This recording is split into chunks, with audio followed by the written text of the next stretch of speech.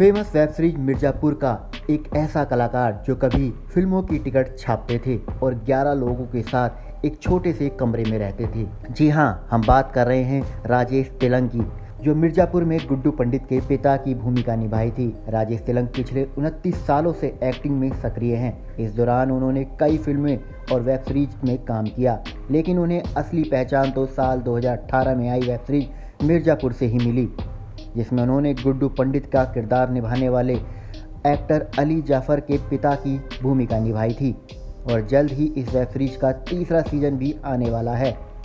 मिर्जापुर से घर घर अपनी ज़बरदस्त पहचान बनाने वाले राजेश तेलंग ने 1995 में दूरदर्शन पर आने वाला शो शांति में भी काम किया। साल 1998 में आई फिल्म 1084 की मां से बॉलीवुड में कदम रखा था। इसके बाद सपोर्टिंग एक्टर के रूप में उन्होंने अब तक लगभग 17 और फिल्मों में काम किया। राजेश आमिर खान की मंगल पांडे और सैफ अली खान की फैंटम सहित कई फिल्मों का हिस्सा रहे, लेकिन उनकी किस्मत खुली साल 2018 में जब उनके हाथ वेब सीरीज मिर्जापुर लगी।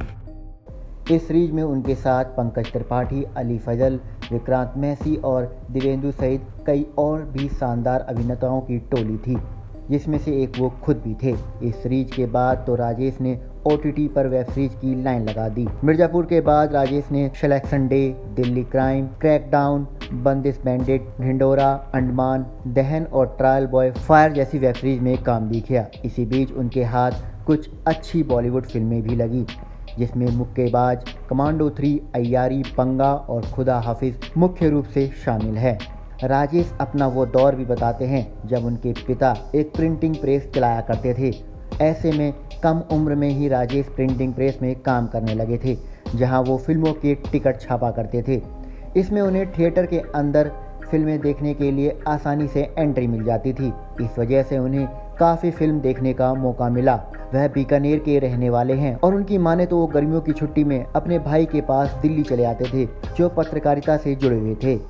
दिल्ली आते ही वह नेशनल स्कूल ऑफ ड्रामा के वर्कशॉप में एक्टिंग सीखते थे। 14-15 साल की उम्र में उन्हें यह पता चला था कि NSD में ग्रेजुएशन के बाद एक्टिंग की पढ़ाई होती है और उन्होंने अपने ग्रेजुएशन के बाद NSD में एडमिशन लिया था। राजेश ने बताया कि शांति में काम करने के बाद उन्होंने फिल्मों में काम करने का मन बनाया। इस वजह से उन्होंने कई TV शो के ऑफर भी ठुकरा दिए।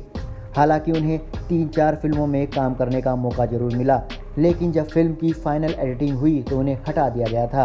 उसके बाद जब वह छोटे पर्दे पर वापसी की सोची तो उनके लिए सारे दरवाजे बंद हो चुके थे। फिर उन्हें अपनी पहचान बनाने के लिए कड़ी मेहनत करनी पड़ी। वो कहते हैं कि 11 लोगों के साथ उन्हें एक छोटे से कमरे में रहना पड़ता था। वो भी इतना छोटा कमरा था कि करवट लेने के लिए भी जगह नहीं होती थी। ऐसी कड़ी मेहनत और स्ट्रगल के बाद राजेश ने यह मुकाम पाया है।